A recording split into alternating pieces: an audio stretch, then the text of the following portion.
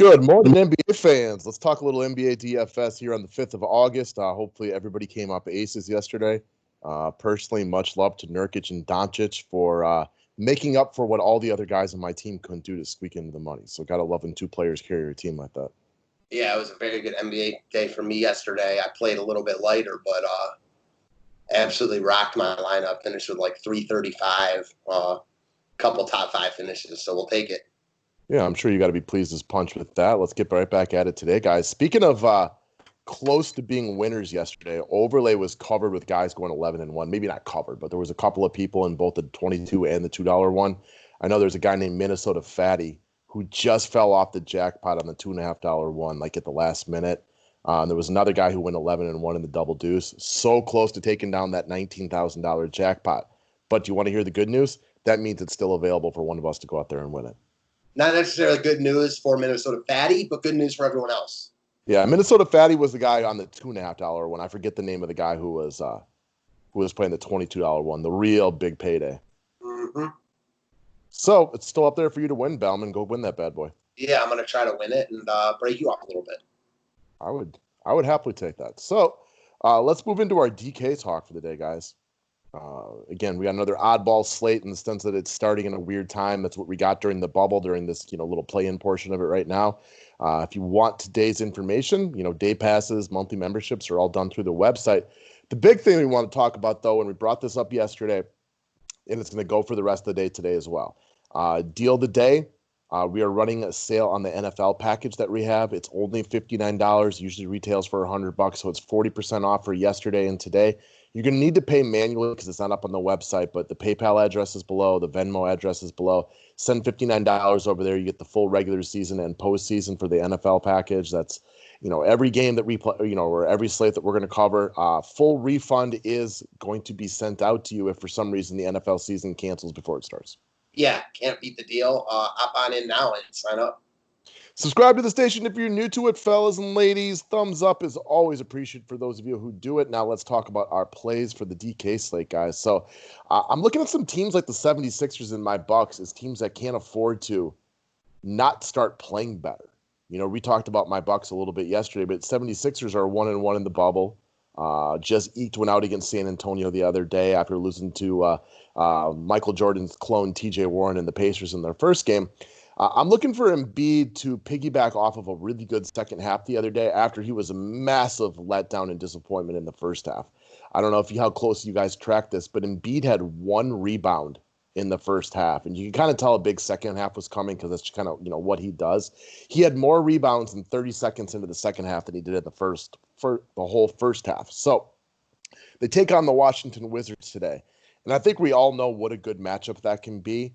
And I think we all know how good Embiid is when he's engaged and aggressive. I expect an engaged and aggressive Joel Embiid today.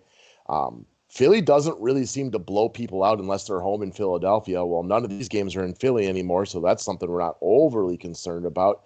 And the center position, which is usually a very, very strong point of these slates, I'm not saying it's weak today, but it's not as strong as it normally is, so I don't feel nearly as bad about taking a big money center right here. Like there aren't these great value pieces later on down the road that I want to necessarily get to my roster. So I expect Embiid to go out there, be himself today. We're going to have plenty of money to stud up right here. And I'm expecting a minimum of 50 DK points today.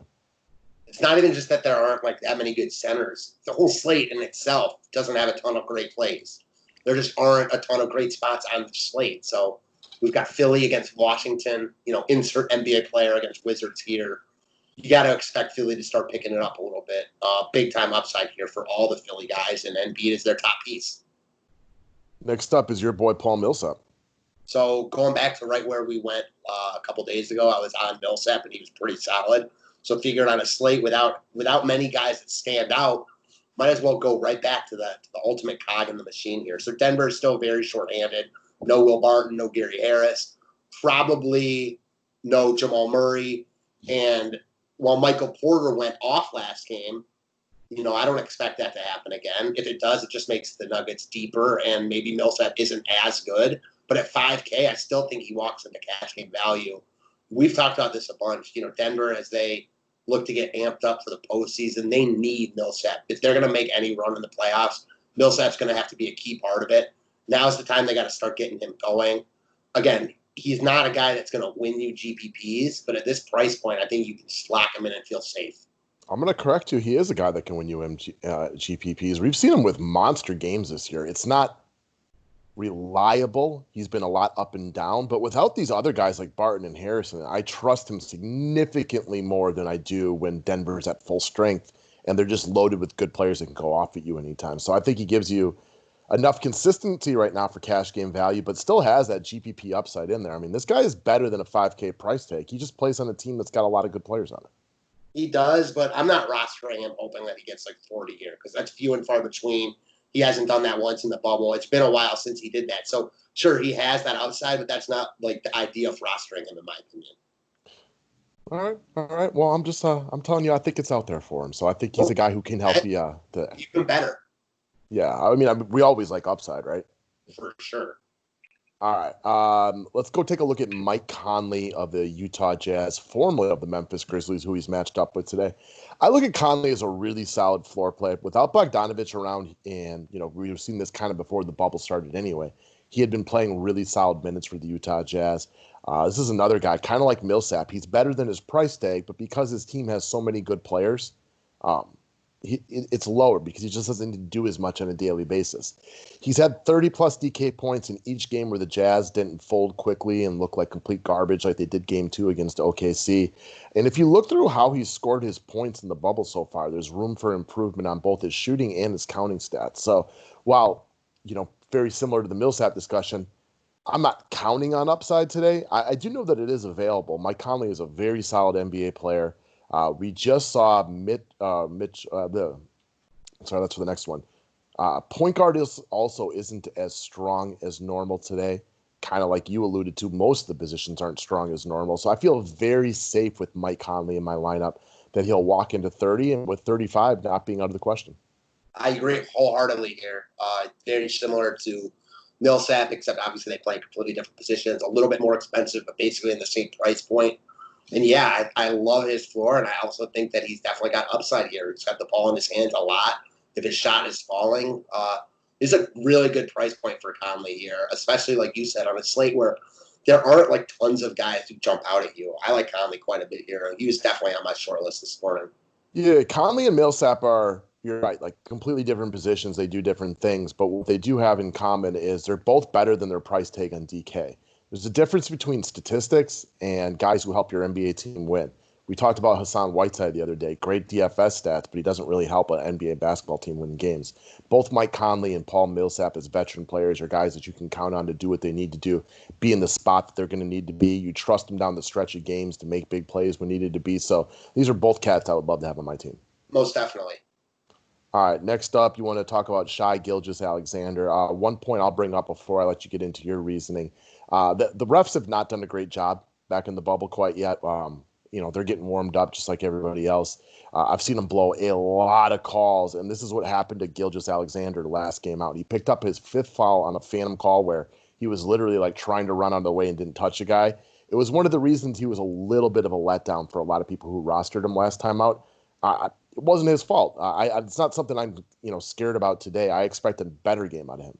Same. Luckily, he came pretty close to value in that overtime. But you're right. He was a big letdown, especially early in that game. He was incredibly popular. I know in tournaments, in one of the tournaments I was in, he was like 75%. So while I don't expect him to be that popular today, tough matchup here, I do think he'll get love and for good reason. His price still hasn't really gone up. And like you just mentioned, there are reasons why he didn't have a great game last time. Well, the foul trouble isn't the only reason. That sure hampers him, no doubt about it. Big part of the Oklahoma City offense. Oklahoma City has played pretty well in the bubble. They played pretty well before the bubble. I'm not going to say they win this game, but I don't expect the Lakers to just walk out and roll on them. I think they're competitive here, and I think Gilgeous-Alexander just has a solid game. I don't think he puts up like 50 DK points, but I think he puts up like 35 to 40. I never expect OKC to get roll on. Veteran team led by Chris Paul that comes out and fights on a daily basis. And even when they're getting rolled on, they find ways to fight back into him. So that's not a huge concern for me. No Avery Bradley for the Lakers means they're still without their best perimeter defender, which opened things up for like Gilgeous-Alexander, Chris Paul, et cetera, et cetera. we just watched Mike Conley and Donovan Mitchell have big games against the LA Lakers. This is something that's completely doable for them. Solid play, right? No Dennis Schroeder. He's a little bit more needed in this situation. So I don't know. I think SGA makes sense in any format. I don't think he's like, oh my God, you have to lock in SGA, but we've talked about there aren't a ton of guys we want to play on this slate. He just looks solid to me. Yeah, I would agree with that one. I have absolutely no issues to play him in any format today. I think he works for you. Shooting guard, point guard, I believe he's eligible at both. Rock and roll. Mm-hmm. All right, guys, that's what we got for today. If you want the NFL package, it is up there. Day Pass is available. You get both sports with the Day Pass. Otherwise, monthly customers will also receive both sports, as well as lifetime and annual, guys. They're all available to you. Love watching all the customers coming back throughout the new portion of sports coming back. Nice day for baseball and basketball yesterday. Let's keep at it. Let's get it, guys.